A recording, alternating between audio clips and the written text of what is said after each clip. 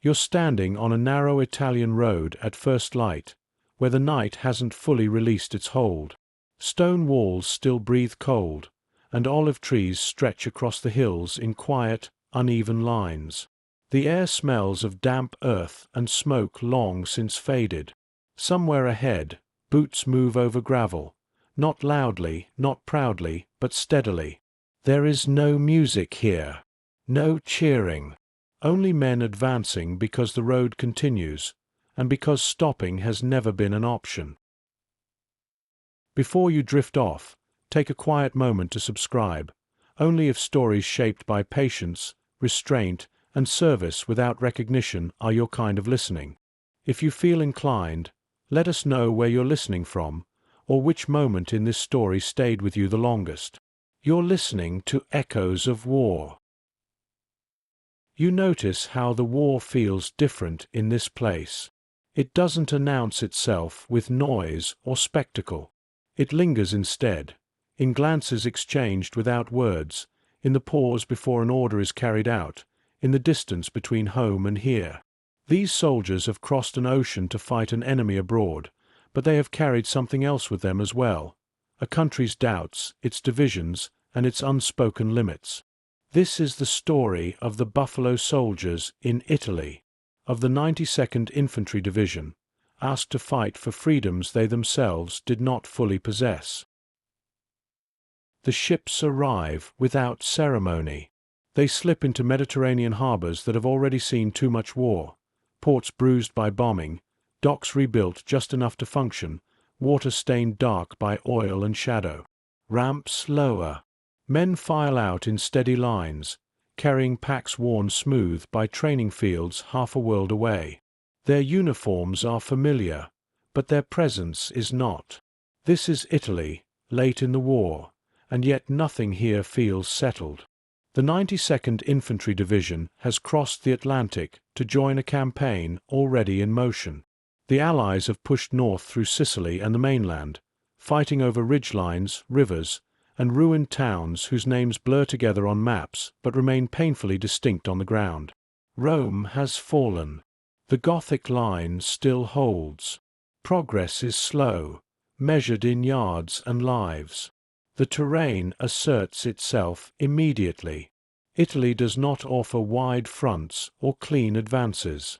Roads twist through mountains. Valleys narrow into choke points. Stone villages cling to hillsides like afterthoughts. Every movement is observed, from above, from afar, from somewhere unseen. This is a war of patience and attrition, where holding matters as much as advancing. The men of the 92nd are not new to preparation. They have trained for years, longer than most, under a level of scrutiny few other divisions experience. Officially, they are here because the army needs infantry. Unofficially, they are here to be tested. There is a tension in the air even before a single shot is fired. Expectations are uneven. Mistakes, should they come, will not be treated as individual failures. They will be treated as evidence. As the division moves inland, the sounds of the port fall away. Orders are short. Movements are deliberate. Equipment is redistributed, routes assigned, positions clarified and reclarified. There is no illusion that this will be a symbolic deployment. The 92nd is being sent into real combat zones, into terrain already bloodied by earlier assaults. Italian civilians watch from doorways and windows as the columns pass. Their expressions are cautious, tired, unreadable. Liberation has come before, briefly, unevenly, sometimes followed by retaliation. These soldiers are welcomed, but quietly. War has taught restraint. You notice how the men carry themselves.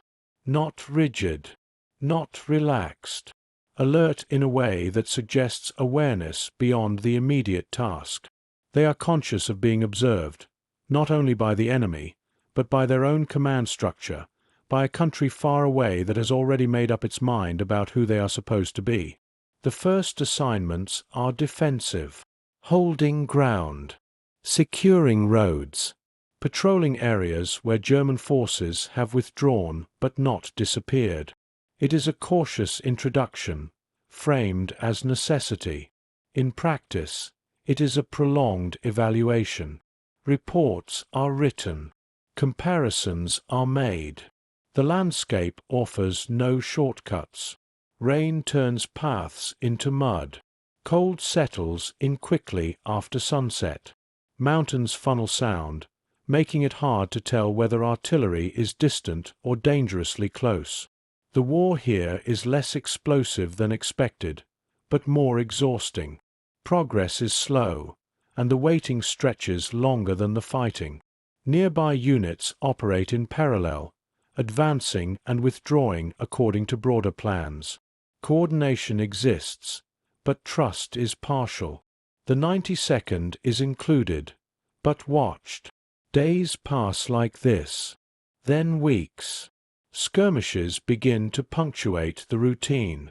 Small engagements, probing attacks, defensive fire in response to movement in the hills. Nothing decisive yet, but enough to strip away any remaining abstraction. The war is real now. It presses in from all sides: terrain, enemy, expectation. You stand back as the men prepare for what comes next. Weapons cleaned, positions memorized, letters written when there is time. There is no single moment where arrival becomes commitment.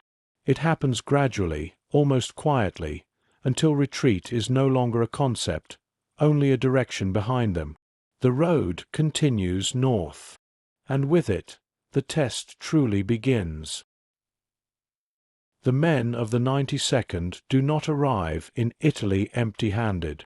Along with rifles and packs, they bring with them a history that has already shaped how they are seen, and how they are expected to perform. Long before this campaign, conclusions have been drawn in offices and training grounds far from the front. Italy is not just a battlefield. It is a proving ground designed by others. Segregation does not loosen its grip overseas. It reorganizes itself. Within the division, the enlisted ranks are overwhelmingly African American. Many of the officers are white, promoted into leadership roles with the quiet assumption that command must look a certain way to be effective. This structure is not new, but here, under combat conditions, it becomes heavier, harder to ignore. Authority is present. Confidence is not always mutual. Training reports follow the division across the ocean. Evaluations linger. Words like potential, discipline, and reliability appear again and again, often framed with a caution that other units never have to carry. The margin for error is thin, thinner than most. There is no announcement of this burden. It exists in how orders are phrased, in how closely performance is tracked, in how quickly doubt surfaces when something goes wrong. Success is expected to be absolute. Failure is expected to be explanatory. The contradiction is quiet but constant. These soldiers are trusted enough to hold ground, to patrol contested roads, to absorb pressure in uncertain terrain. Yet trust stops short of belief. They are deployed, but not embraced. Italian civilians notice differences the army pretends not to see. Some approach the soldiers with curiosity rather than caution. Others offer food, gestures, brief smiles. For men accustomed to restriction at home, the absence of immediate hostility feels unfamiliar, almost disorienting. Respect comes without instruction. It is given, not rationed. Still, the weight remains. Letters from home carry reminders of what waits beyond the war. Newspapers arrive late and selectively. News of segregation, violence, and resistance filters through in fragments. The future is unclear, but its boundaries feel fixed. Victory does not promise equality. It promises return. Inside the division, camaraderie fills some of the space left by doubt. Men share routines, jokes, silence. Bonds form not through speeches, but through repetition, patrol after patrol, night after night. Strength is not loud. It is cumulative. You begin to understand that this war is being fought on more than one front. One is mapped and measurable. The other is invisible, carried inward, shaped by glances, assumptions, and the knowledge that every action may be used to confirm something already decided. As the division settles into position, the tension does not ease. It sharpens. The ground ahead will demand endurance. The ground behind offers no relief. Between them, the men of the 92nd move forward, measured, alert, and fully aware that the battle unfolding around them is only part of the test. Before the fighting intensifies, the structure of the division comes into sharper focus. The 92nd has been trained extensively, often longer than other units, but training alone does not dissolve suspicion. In Italy, preparation is revisited and re-examined. Orders are rehearsed. Movements are corrected. Command relationships are reinforced with an insistence that feels less like refinement and more like verification. The division operates under a layered command system. At the top, white officers hold most senior positions, many transferred in with limited familiarity with the men they now lead. Some arrive cautious, others skeptical. A few are openly doubtful. Combat, they believe, will either validate or condemn what training could not conclusively prove. Exercises continue near the front. Patrols are treated as evaluations. After-action reports grow dense with detail. Deviations are noted. Hesitations are questioned. Comparable actions by neighboring units pass without remark. Here, they are underlined. This is not always deliberate. Much of it is institutional habit, an army accustomed to measuring black units against assumptions rather than peers. Even competent leadership is constrained by the knowledge that leniency may later be interpreted as weakness. Communication reflects this tension. Orders are precise, sometimes rigid. Initiative is encouraged in theory, discouraged in practice.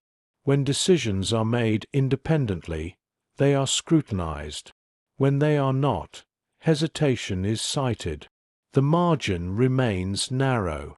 The terrain offers no relief from this pressure. Italian hills demand flexibility, small unit judgment, adaptation, quiet improvisation. Yet the command culture rewards strict adherence. The result is friction, subtle but persistent. Men learn quickly what is safe and what is not.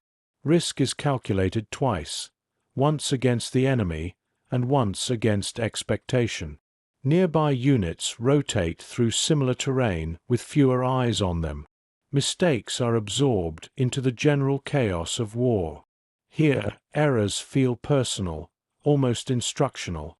Each report carries weight beyond its immediate outcome. Despite this, discipline holds. Positions are maintained. Patrols are completed. Lines remain intact. The division does what is asked, carefully, deliberately, aware that being steady is its own form of resistance. By the time larger engagements approach, the 92nd is no longer just preparing for combat. It is preparing to be judged. Judgment arrives quietly. It settles into the division not through confrontation, but through repetition, through the steady accumulation of small decisions that are remembered longer than successes. Confidence, when it appears, is provisional. Approval is temporary. Doubt has permanence. Within the ranks, this awareness changes how men move through their days. Initiative becomes cautious. Silence replaces explanation. Orders are followed precisely, not because flexibility is impossible, but because precision leaves fewer openings for interpretation. The safest action is often the most restrained one. Leadership feels this pressure as well. Officers know their decisions will be weighed beyond tactical outcome. A failed maneuver becomes a commentary on command choice. A delayed response becomes evidence of hesitation. The stakes are uneven, and everyone understands it. Combat units are supposed to be shaped by trust, earned, tested, reinforced under fire. Here, trust is conditional, extended in increments so small they are almost theoretical. What replaces it is vigilance, not only toward the enemy, but inward, toward one's own conduct. The effect is cumulative. Fatigue sets in faster when every action carries consequence beyond survival. Confidence erodes not through fear, but through constant correction. Even praise, when it comes, is muted, quickly followed by reminders of what still needs improvement. And yet, cohesion holds. Men look to one another rather than upward. They rely on familiarity, on shared rhythm, on the quiet understanding that the person beside them is navigating the same invisible terrain. Bonds form not because the system encourages them, but because they are necessary. You sense that endurance here is not measured only by time under fire, but by the ability to remain intact under scrutiny, to continue functioning without hardening, without withdrawing, without giving the doubt what it expects. As the campaign presses forward, this internal pressure does not ease. It sharpens. The division stands ready, not simply to fight, but to withstand judgment long enough for performance to speak louder than assumption. The first real fighting arrives without warning. There is no clear line between preparation and combat, only a gradual shift in tone. Patrols extend farther.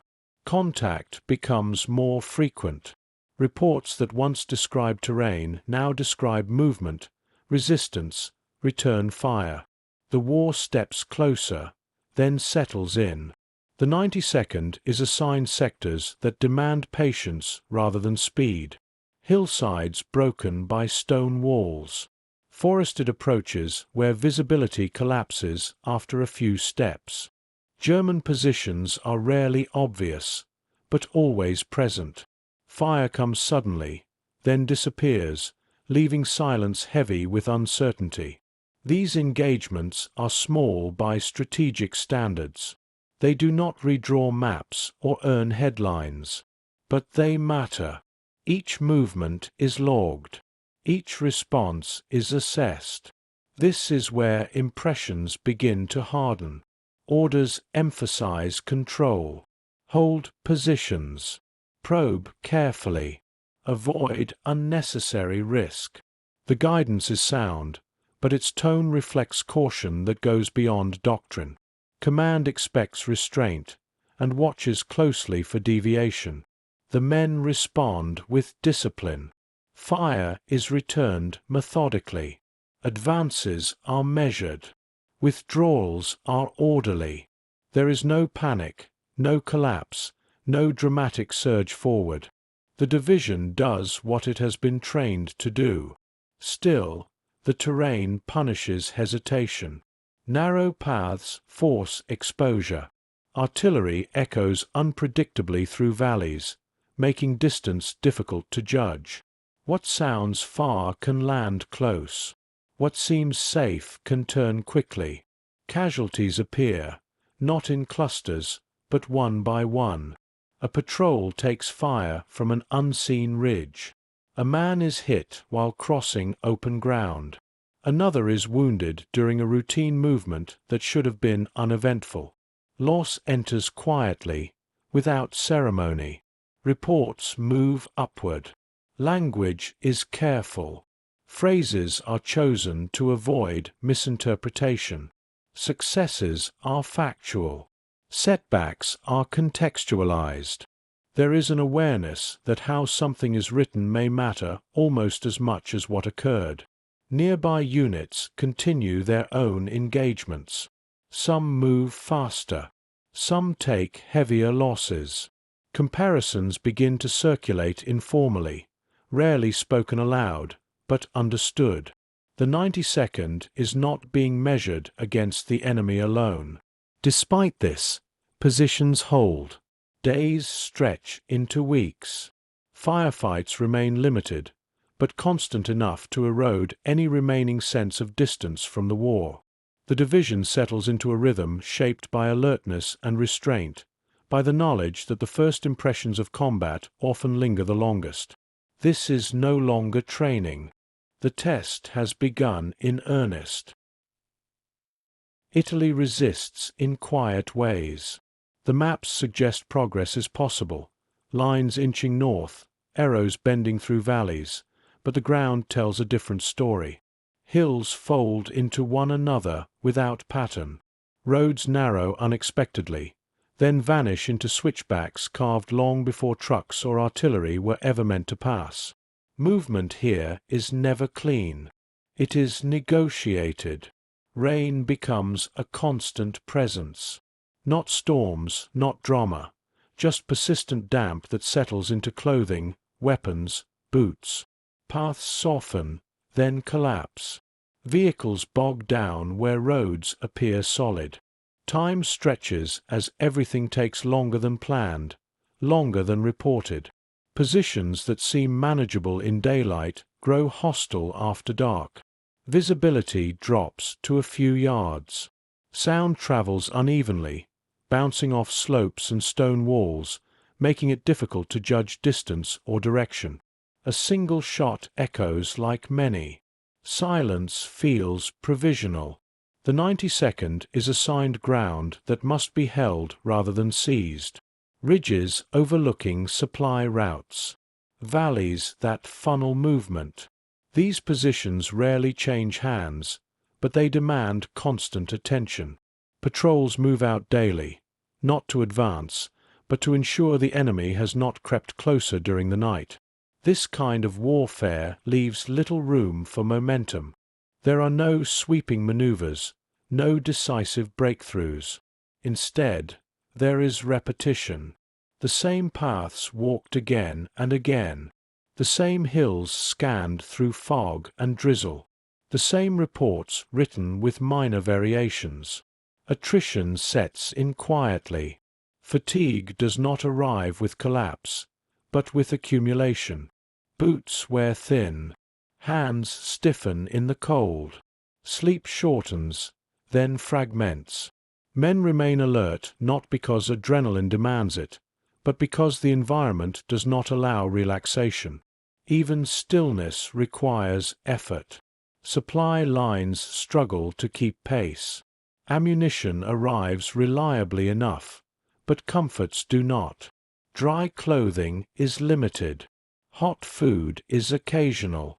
Everything unnecessary is stripped away, leaving only what keeps the line intact. Nearby units experience the same conditions, but context matters. For the 92nd, each delayed patrol, each cautious movement, is filtered through expectation. Terrain that justifies restraint elsewhere is interpreted differently here. Whether that excuses slow progress in other sectors becomes a footnote, if mentioned at all. Command decisions begin to reflect this pressure. Routes are chosen conservatively. Objectives are framed narrowly. Risk is managed tightly. The intention is to prevent failure, but the result is stagnation that invites scrutiny. The enemy does not need to press hard. Time does the work. Days blur. Weeks follow. Ground is held, not celebrated. Losses occur singly, without spectacle. A man slips on a wet incline during a night movement. Another is wounded by mortar fire that lands closer than expected. None of it feels decisive. All of it adds up. This is not a campaign that rewards boldness. It rewards endurance, measured, quiet, and often unnoticed. Waiting becomes its own discipline. It fills the hours between patrols, between briefings, between movements that never quite materialize. The men of the 92nd learn quickly that inactivity here is not rest. It is a sustained state of readiness without release, alertness stretched thin across days that look identical on paper but feel heavier each time they repeat. Morale does not collapse. It wears down. The absence of decisive action creates a different kind of strain. There is no forward surge to absorb frustration, no clear success to counterbalance loss. Progress is defined by holding, by not giving ground, by remaining intact. These achievements are real, but they are difficult to measure, and even harder to celebrate. Time allows doubt to echo. Rumors move faster than orders. Reports circulate unevenly. A unit elsewhere advances more quickly. Another is praised for aggression. Comparisons emerge, rarely fair, often incomplete. Context thins as stories travel upward. What remains is impression. For the men, the cost shows in small ways. Conversations shorten. Humor becomes sharper, then fades. Silence lengthens between exchanges. Focus remains, but it requires more effort to maintain. Patience is no longer assumed. It is practiced deliberately. The environment offers no relief. Rain continues. Cold settles in deeper at night. Mud clings to everything. Even stillness demands balance, attention, restraint. Waiting here is physical. Command pressure intensifies. The longer the line holds without visible progress, the more questions are asked. Why no advance? Why no engagement? The answers exist, but they rarely travel intact. Terrain and weather are acknowledged, then discounted. Expectations remain fixed. Within the division, restraint becomes survival.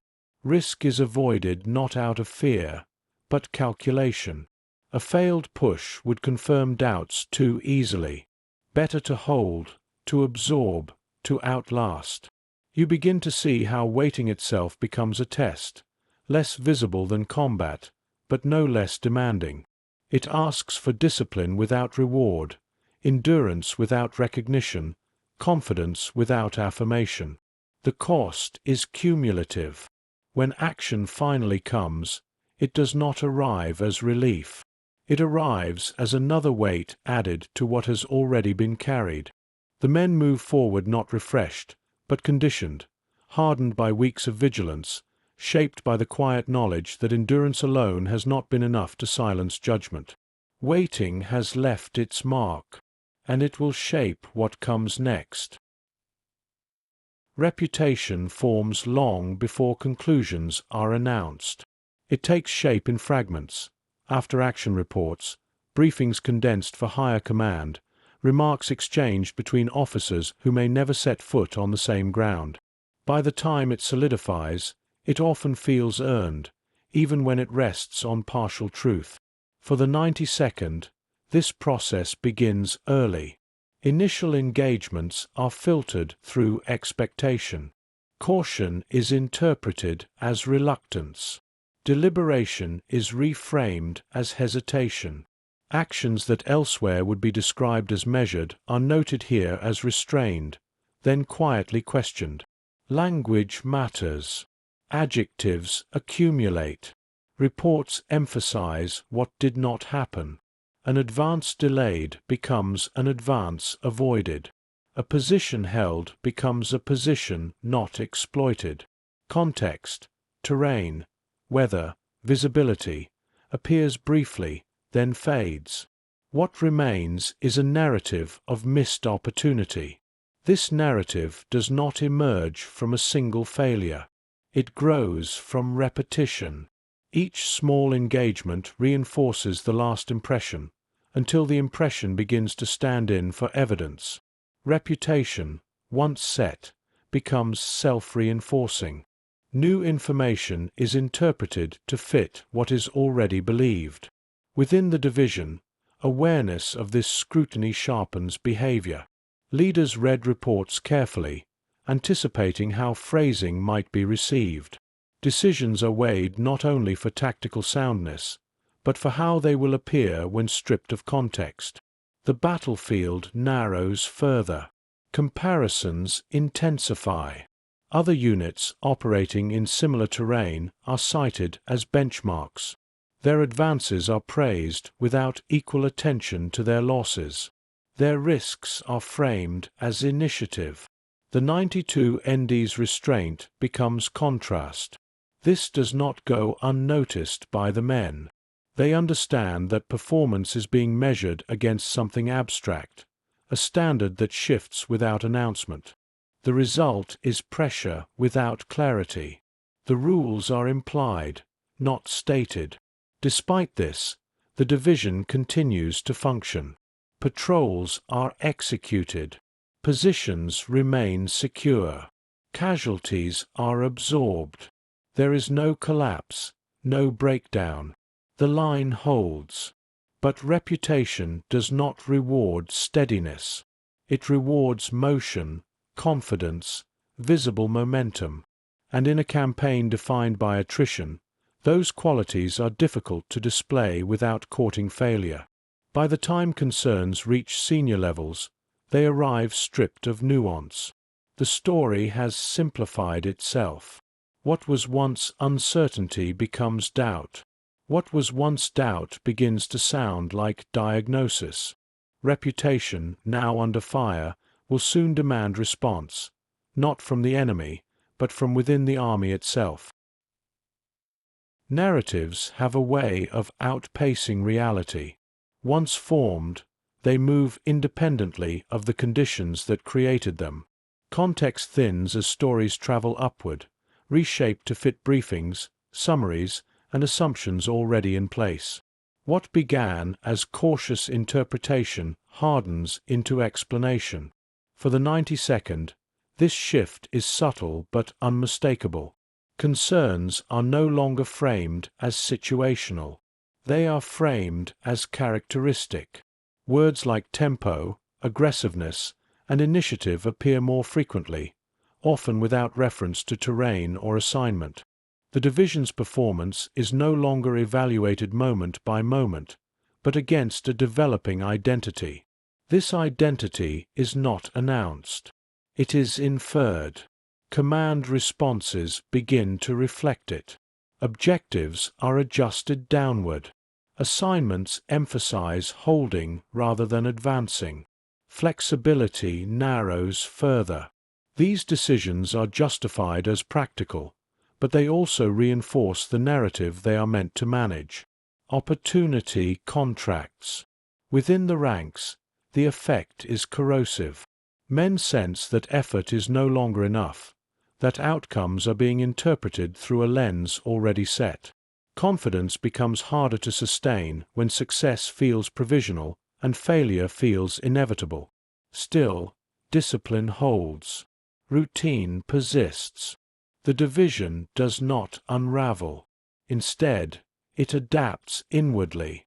Leadership absorbs criticism quietly, translating it into stricter control. Risk is reduced further. Initiative is channeled narrowly. The goal shifts from excellence to containment, from proving capability to avoiding confirmation of doubt. The cost of this adaptation is subtle but real. War demands decision-making under uncertainty. Excessive caution dulls responsiveness. Hesitation creeps in not from fear of the enemy, but from fear of misinterpretation. Outside the division, the narrative continues to circulate. It gains authority through repetition. Officers unfamiliar with the terrain cite earlier reports. Assessments reference prior assessments. What is missing is the lived experience of the ground, the rain, the slopes, the narrow margins that shape every choice. Inside the 92nd, awareness of this gap sharpens resolve rather than breaking it. There is a quiet insistence on competence, a refusal to become what is expected. Men continue to prepare, to patrol, to hold. You can sense that the division is approaching a turning point, not because circumstances demand it, but because narrative does. When stories solidify, they eventually force action. And when that action comes, it will not be gentle. It will arrive as change. Pressure reshapes command long before it changes orders. Within the 92nd, leadership operates under a weight that is both visible and implied. Officers are expected to correct a narrative they did not create, to demonstrate confidence without provoking risk, to prove capability while constrained by scrutiny. Command becomes a balancing act performed in public. Many officers arrive carrying assumptions formed elsewhere, by reports, by reputation, by institutional habit. Some adapt quickly, learning the terrain and the men with care. Others cling to doctrine, believing strict control will compensate for uncertainty. The division absorbs both approaches at once. Black non-commissioned officers hold much of the unit together. They manage routines, enforce discipline, translate intent into action. Their authority is practical rather than formal, earned through repetition and proximity. In combat zones, their judgment often determines whether an order succeeds quietly or falters. Friction emerges not through open conflict, but through misalignment. Orders arrive precise yet inflexible. Terrain demands adjustment. Weather interferes. Timing shifts. Decisions made at the edge of contact require discretion, but discretion carries risk of being misunderstood, of being judged after the fact. Reports reflect this tension. Successes are framed cautiously. Failures are dissected. Leadership learns to write defensively, to anticipate how choices will be read once removed from circumstance. Command time is divided between planning movements and managing perception. Reassignments begin to appear. Some officers are replaced. Others are shifted laterally. These changes are explained as routine, but they signal concern. Stability gives way to correction. The division feels itself being adjusted rather than supported. Despite this, cohesion does not fracture. Lines are held. Patrols continue. Orders are executed with care. The system functions, even as confidence is tested from above and below. Leadership, under pressure, narrows its focus to what can be controlled. The result is competence without latitude. As expectations tighten, command becomes less about initiative and more about endurance, about sustaining order long enough for the opportunity to prove itself to arrive. Every decision carries two consequences. One is immediate and tactical, how a patrol moves, where a unit holds, when fire is returned. The other unfolds later, in reports and recollections, shaped by distance from the ground and closeness to expectation. For the leaders of the 92nd, both must be considered at once. This dual pressure alters judgment. Choices that might be acceptable elsewhere are reconsidered here. A cautious advance risks being labeled timid. An aggressive push risks confirming recklessness if it fails. The space between these outcomes is narrow, and it leaves little room for intuition. Command meetings grow more deliberate. Plans are reviewed and re-reviewed. Alternatives are weighed carefully, sometimes too carefully. Time passes. Opportunities shift.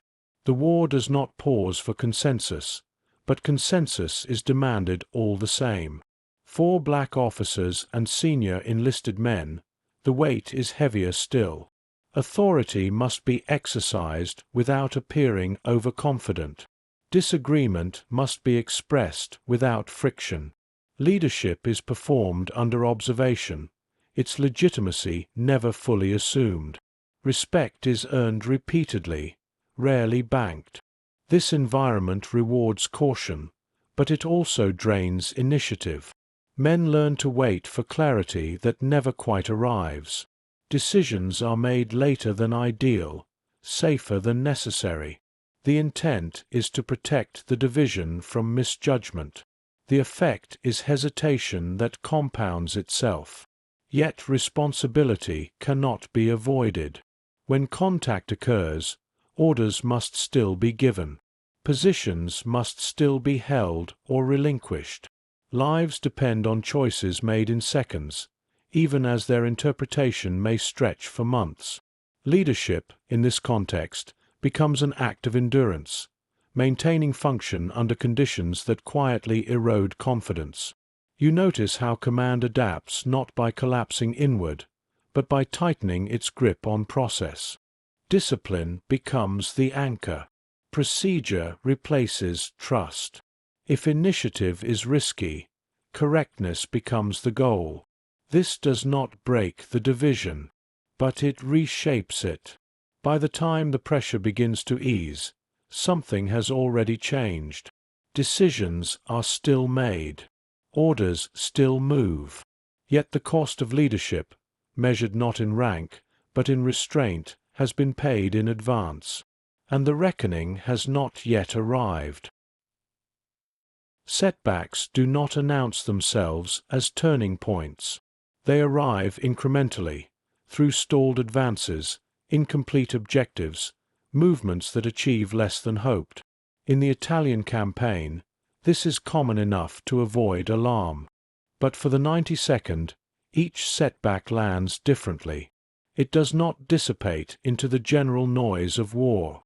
It settles, accumulates, and waits to be interpreted.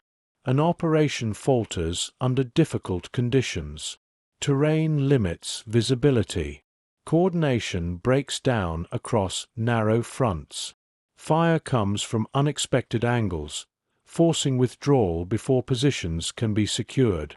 None of this is unusual. All of it is familiar to units across the theater. What follows is where divergence begins. Reports are reviewed closely. Questions focus less on circumstance and more on judgment. Why was the advance attempted there? Why was it halted when it was? Why was pressure not maintained longer? The answers exist, but they compete with a narrative already in place. Blame does not arrive as accusation. It arrives as emphasis. Certain details are repeated, others are minimized. Successes elsewhere in the same operation are mentioned briefly, then passed over. What remains is a sense of insufficiency, of something missing that cannot be fully defined, but is clearly expected. Within the division, awareness of this scrutiny sharpens. Officers anticipate criticism before it arrives. Enlisted men sense the shift in tone, even if the language remains formal. Confidence tightens. Silence expands. Command responses grow corrective. Instructions become more explicit. Objectives are narrowed. Oversight increases. These measures are framed as support, but they carry an implicit message. Performance must be managed more closely now. The enemy does not exploit these moments decisively. German forces remain entrenched, trading ground slowly, conceding little. The battlefield offers no dramatic collapse, no clear failure to explain the reaction. What changes instead is perception. The division is no longer simply evaluated. It is scrutinized. Every outcome is weighed against expectation, every delay interpreted as confirmation. Setbacks that would be absorbed elsewhere now shape decision-making upstream. Despite this, the line holds. Men continue to patrol. Positions remain occupied. Losses are endured without breakdown. The division functions as it has before, methodical, disciplined, restrained. But restraint under suspicion begins to look like weakness. And once that impression takes hold, it demands correction, not from the battlefield, but from the institution watching it. Blame does not remain passive for long. Once attached to a unit, it begins to guide decisions, quietly at first, then more openly.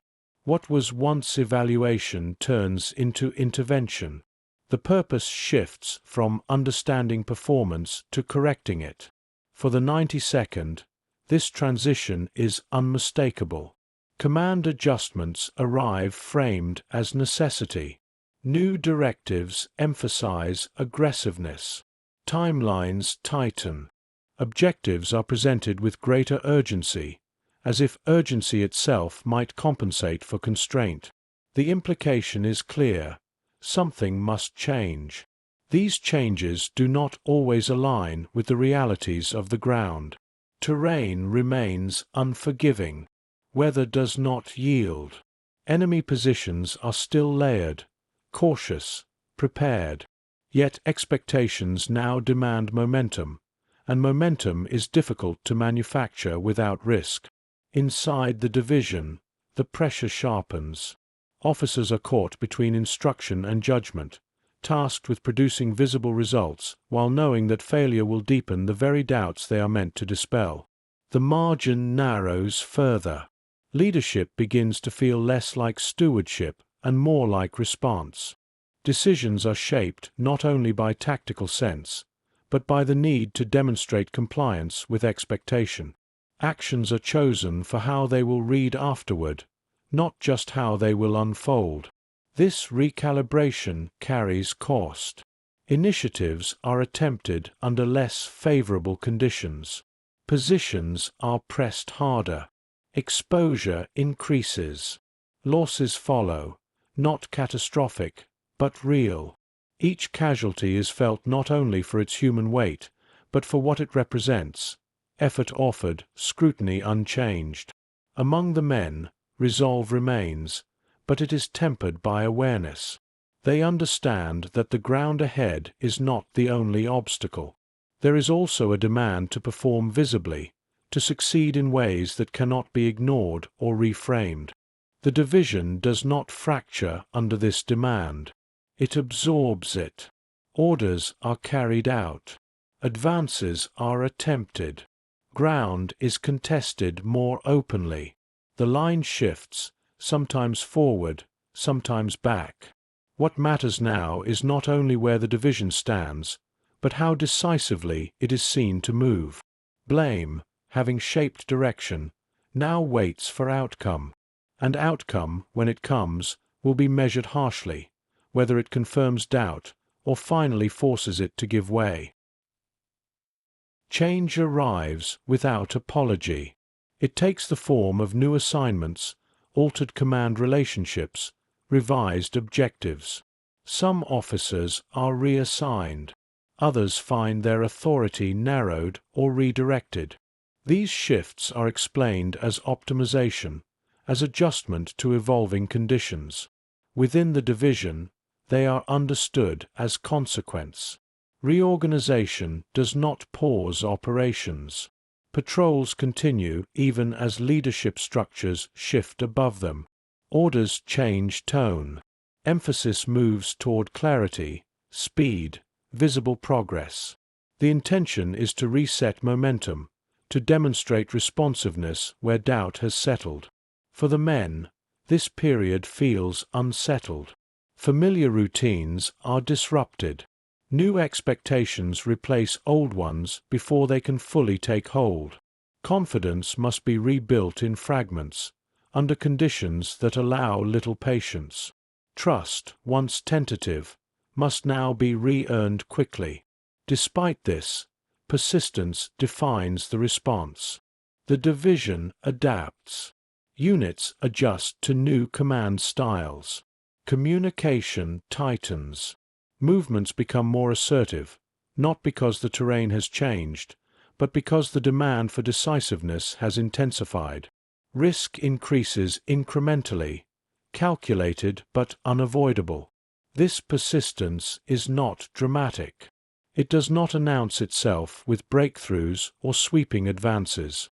It appears in consistency, in the refusal to stall, in the willingness to continue pressing forward even as conditions remain hostile. Reports begin to reflect this shift. Language hardens. Actions are framed more confidently. Outcomes are emphasized. There is an effort now to ensure that context survives transmission. That effort cannot be dismissed as absence. The cost remains. Losses continue at a steady pace. Fatigue deepens. The margin for error stays narrow. Yet cohesion holds, strengthened not by reassurance, but by shared resolve. The division moves forward together, absorbing change without collapse. Reorganization was meant to correct direction. Instead, it reveals something else. Persistence does not erase doubt, but it makes it harder to ignore. Reorganization tests cohesion as much as combat. It asks men to adjust without losing rhythm, to absorb change without letting it fracture trust. In the 92nd, this process unfolds quietly, beneath the surface of routine. Orders still come. Patrols still move. Yet the ground beneath familiar habits has shifted. New leadership styles take hold unevenly. Some officers push for momentum immediately, believing urgency will silence doubt. Others proceed carefully, aware that confidence cannot be forced into existence. The division absorbs both approaches at once, adapting where possible, enduring where necessary. For enlisted men, the challenge is constancy.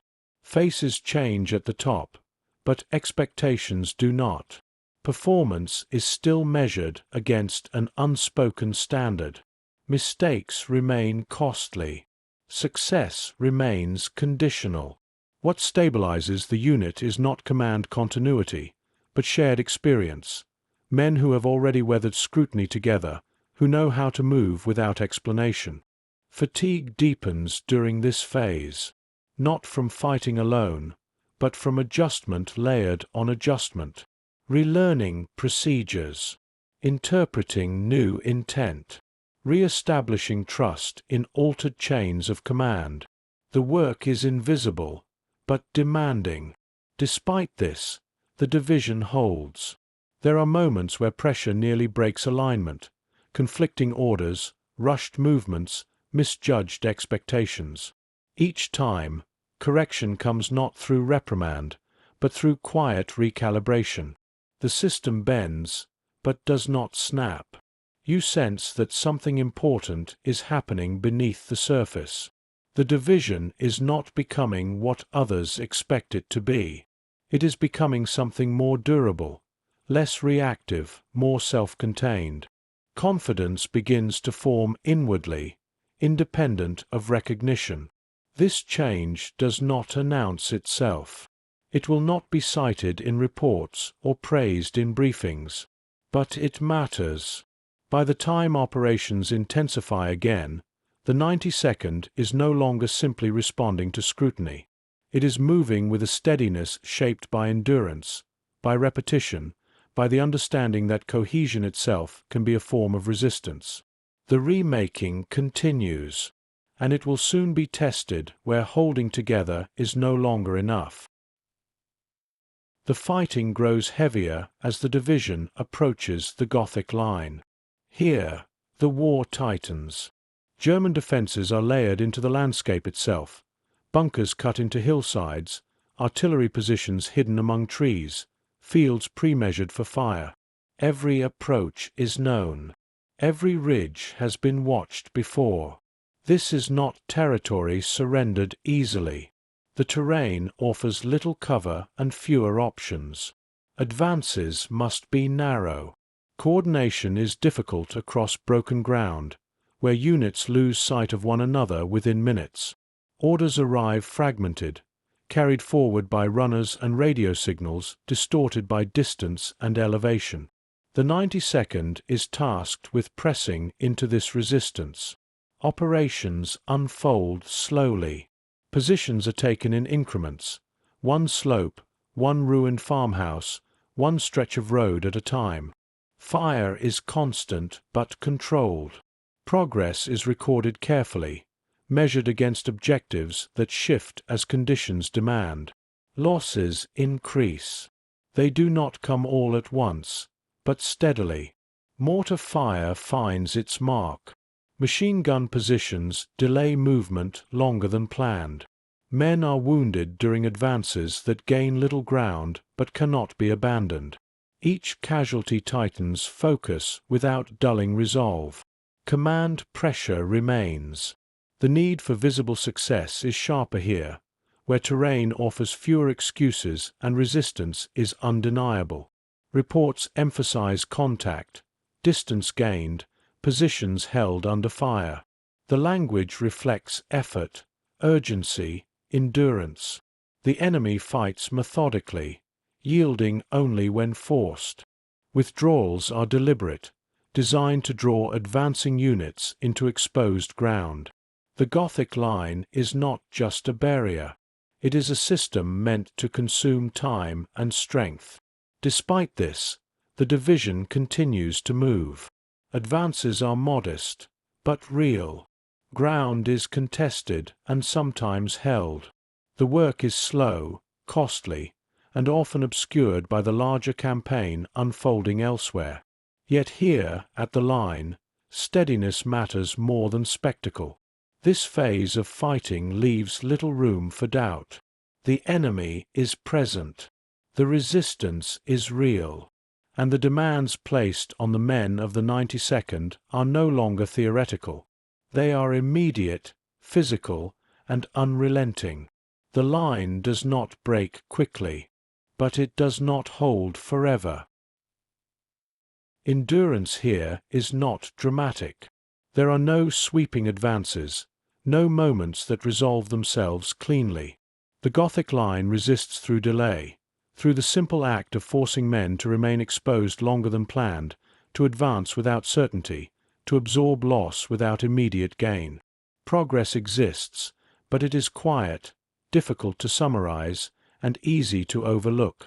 The men of the 92nd learn to measure success differently. Holding a position through the night becomes an achievement. Maintaining alignment under fire matters more than distance gained. Survival itself carries weight. These realities rarely translate cleanly into reports, but they define the experience on the ground. Fatigue deepens into something heavier than exhaustion. It settles into posture, into reaction time, into the way movements slow just enough to notice. Sleep arrives in fragments. Meals are rushed or missed. The body adapts, but the cost accumulates. Recognition does not arrive with endurance. Other advances elsewhere draw attention. Larger movements, louder victories. Here, the work remains contained within narrow sectors, known mainly to those who hold them. The division's efforts blend into the background of a campaign defined by scale rather than persistence. Still, the line shifts. Increment by increment, German positions yield. Not through collapse, but through calculation, withdrawals executed to preserve strength, ground conceded when holding it no longer serves purpose. Each gain is contested, then secured, then defended against counterfire. You begin to see how endurance functions as proof in its own right. Not the kind that announces itself, but the kind that resists erasure. The division does not rush. It does not retreat unnecessarily. It remains present where presence itself is costly. By the time pressure begins to ease along this stretch of the front, something has changed. The narrative, once rigid, shows signs of strain. Reports reflect sustained contact. Casualties are acknowledged. The absence of collapse becomes harder to dismiss. There is no moment of vindication. What emerges instead is quieter, a recognition that the division has done what was asked, under conditions that allowed little margin. Endurance, offered without spectacle, has forced its way into the record. The Gothic Line has taken its toll, and the men who held it move forward altered, carrying proof that will not fade quickly, even if it is never fully celebrated. Liberation arrives without symmetry. Italian towns emerge slowly from the grip of occupation, streets scarred, buildings fractured, windows patched with whatever remains. White flags appear cautiously, then more openly. Civilians step into doorways, unsure whether the passing column represents an ending or another transition. The 92nd moves through these places methodically. Orders emphasize control. No rushing. No spectacle. Security first. The work of liberation here is procedural, clearing positions, securing intersections, checking buildings left behind in haste. German forces withdraw unevenly, leaving pockets of resistance that require attention even as towns are declared free.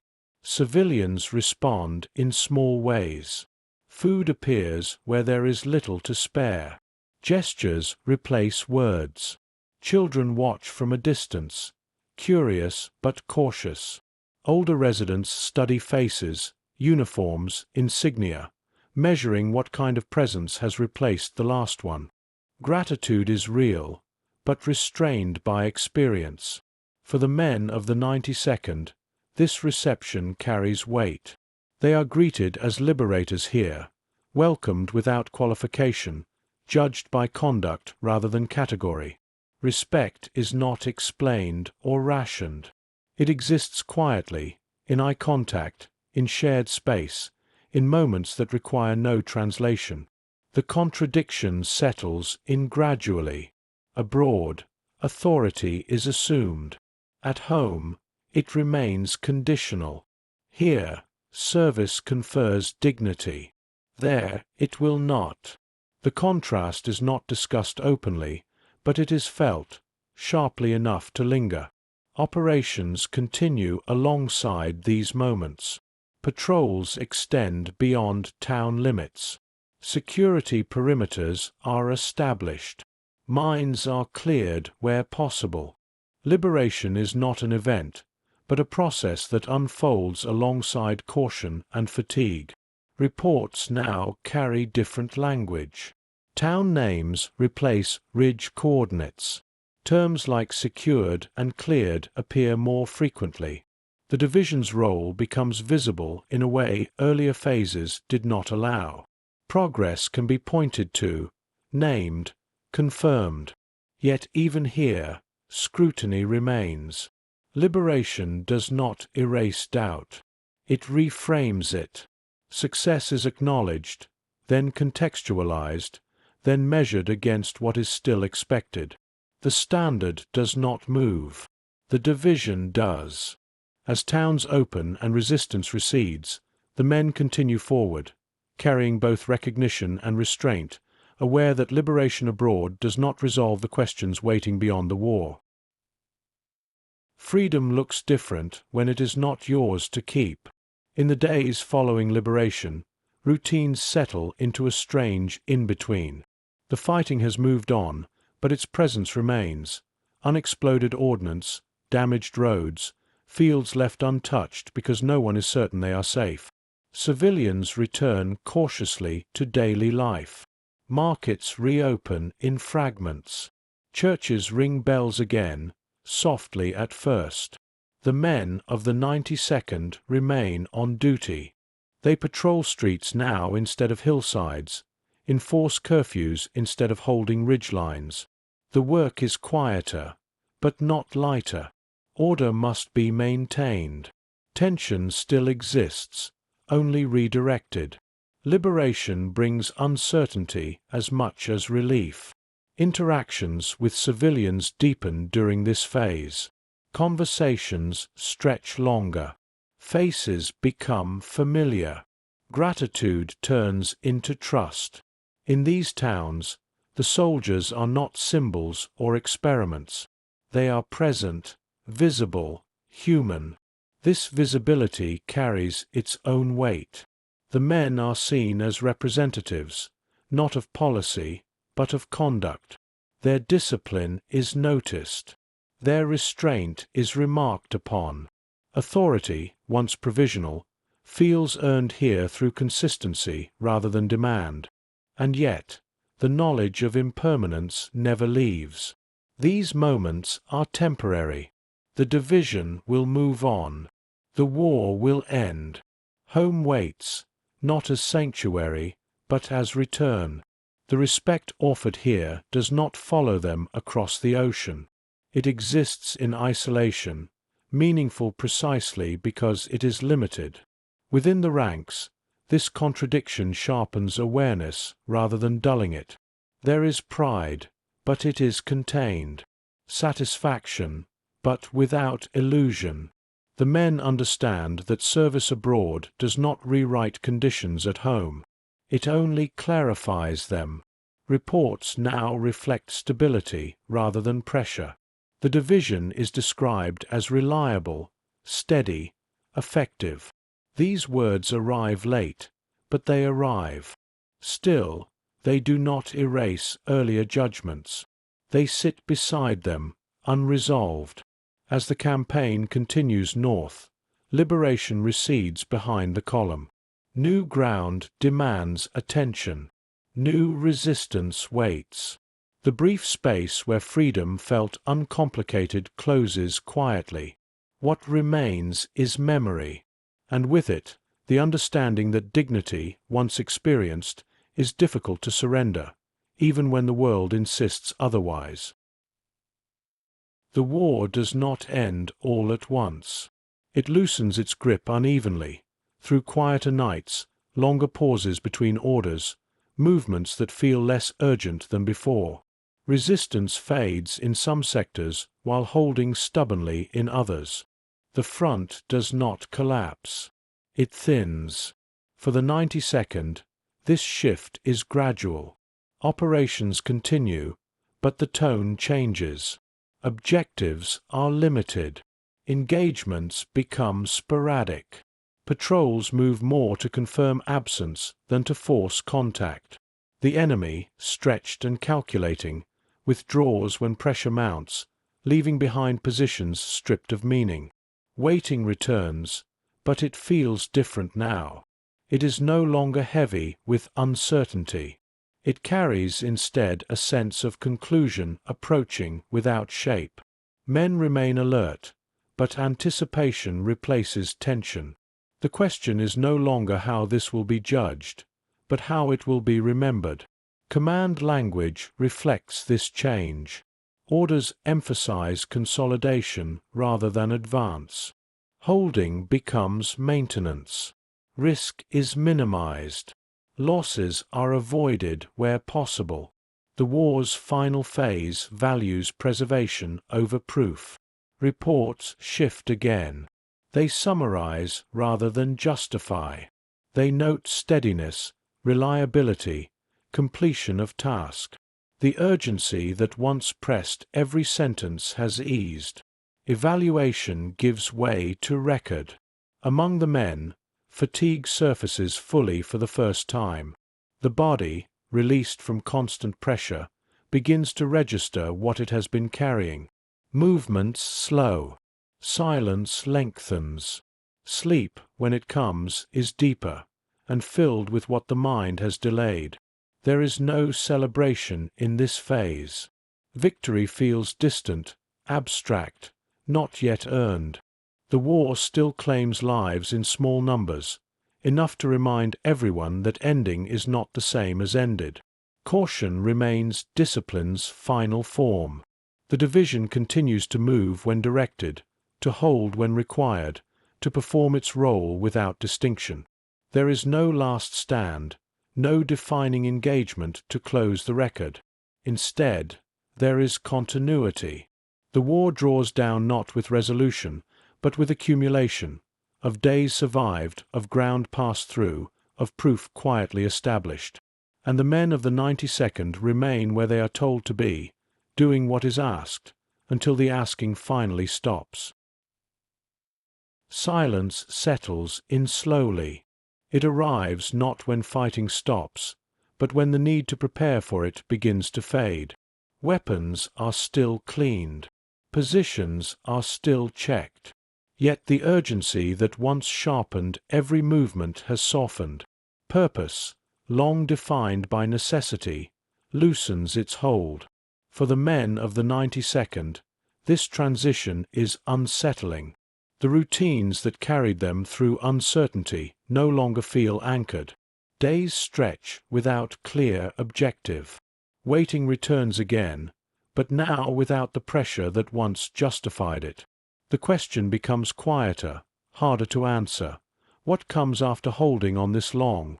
Conversations drift toward home, toward families unchanged by this war except through absence, toward places that may not recognize what has been done here or why it mattered.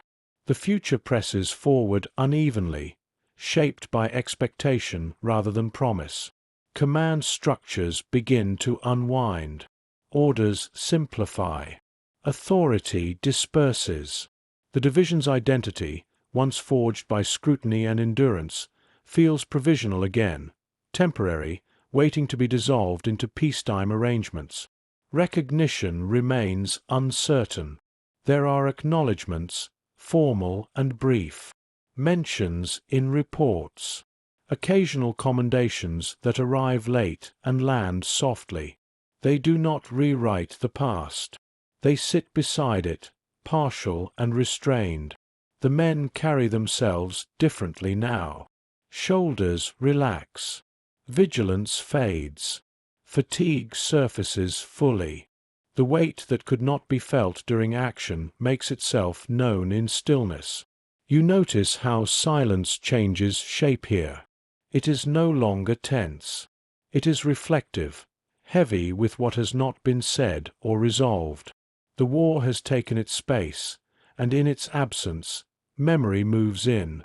The division waits for orders that will end the waiting, and when they arrive, they do not sound like victory.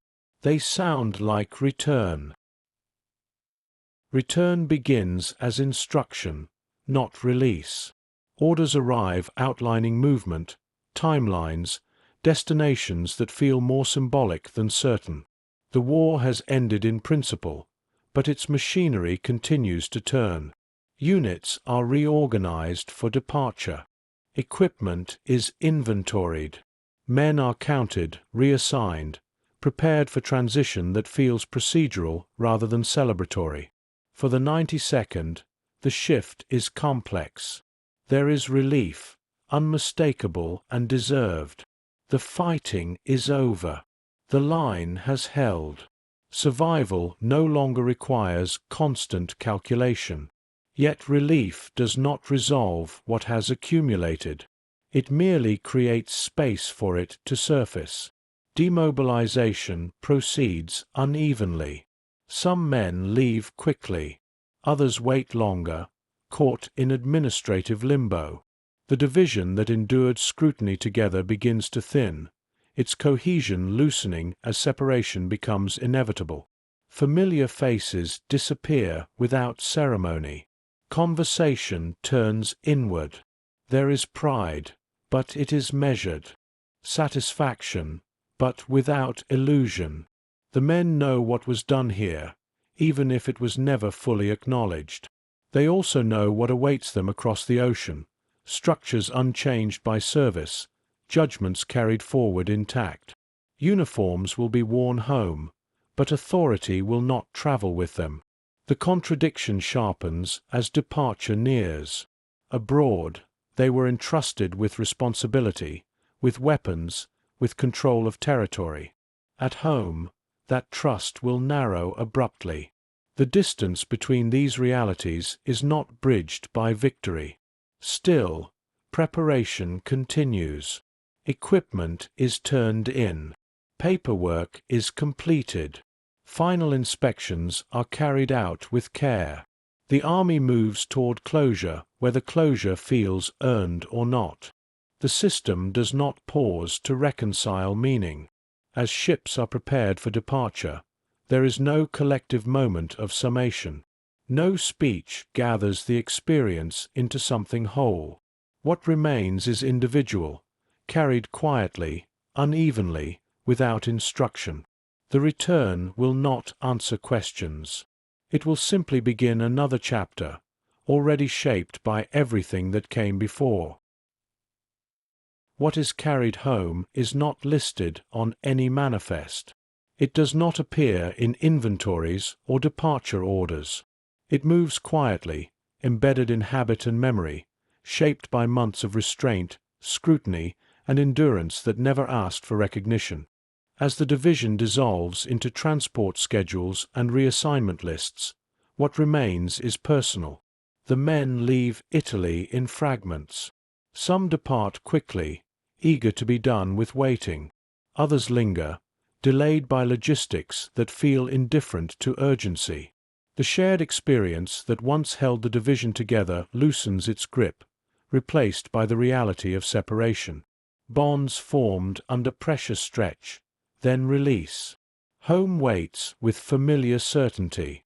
There will be parades elsewhere. Headlines celebrating victory. Stories simplified for distance and comfort. The war will be remembered in broad strokes, its complexity reduced to outcomes and names. The work done here will not fit easily into that frame. For many, return brings dissonance. Authority exercised abroad is surrendered immediately. Uniforms command respect briefly, then less so. Service does not insulate against old boundaries. The freedom defended across oceans does not extend fully to those who carried it forward. There is no single reaction to this realization. Some respond with resolve, others with quiet withdrawal. Most carry it as weight, neither outrage nor acceptance, but something unfinished. The war asked for endurance. Peace offers no guidance for what to do with it. The legacy of the 92nd does not announce itself. It exists in records consulted later, in reassessments written after distance allows clarity. It lives in memory passed carefully, often privately. The proof was offered when it mattered most, even if acknowledgement arrived late, or not at all. You stand at the edge of this return and sense that resolution was never the point. The story does not close neatly. It settles instead, uneven and persistent, into the space between what was done and what was allowed to matter. The men of the 92nd move forward into a world unchanged by their service. But they do not return unchanged. The war ends the way it was lived, quietly, without symmetry. There is no single moment when everything resolves. No clear dividing line between what was endured and what is remembered. Instead, the story settles, layer by layer, into memory, into records, into lives that continue forward carrying more than they set out with. The 92nd Infantry Division did not fight a war of spectacle.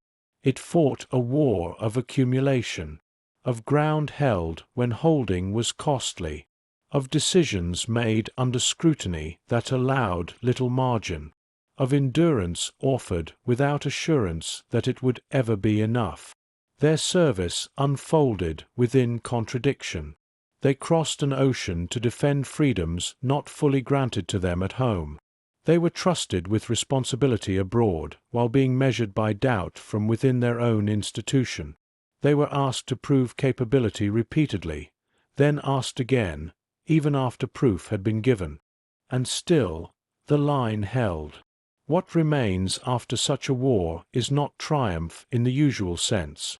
It is something quieter and harder to name. A steadiness that resisted erasure. A competence that refused collapse. A record that endured long enough to force reconsideration, even if recognition came late. You stand back now, at a distance from the fighting, and notice how the absence of resolution becomes its own kind of truth. Not every story concludes with affirmation. Some conclude with persistence, evidence offered without demand, carried forward until it can no longer be ignored. The men of the 92nd returned to a country unchanged by their sacrifice. Structures remained. Boundaries held. Expectations resumed their familiar shape. Service did not rewrite the terms of belonging. But something had shifted nonetheless. Experience cannot be undone. Dignity, once exercised under fire, does not vanish upon return. Endurance, once tested honestly, leaves a mark that resists diminishment. The war asked these men to hold under pressure, and they did, long enough for the record to stand on its own. History often prefers simplicity. Clear heroes, clean arcs. But the truth of this story lies in its restraint, in the absence of collapse, in the quiet proof that competence existed even when belief did not. The legacy of the Buffalo Soldiers in Italy does not demand attention. It waits. It waits in after-action reports once dismissed, in reassessments written when distance allows honesty, in names remembered privately, passed between generations without ceremony. It waits in the understanding that endurance itself can be an answer, even when the question was never asked fairly. If you listen closely, you can still hear the echo of boots on wet stone, the pause before orders carried forward, the steadiness of men moving through terrain that offered little in return. These are not the sounds of victory as it is usually told. They are the sounds of refusal, to be reduced, to be erased, to be defined solely by doubt. The war moved on. The world resumed. But the proof remained, set quietly into place by those who understood that sometimes the most consequential acts are the ones performed without applause. You've been part of echoes of war, where stories rise on quiet wings, and the past still circles above us, refusing to land.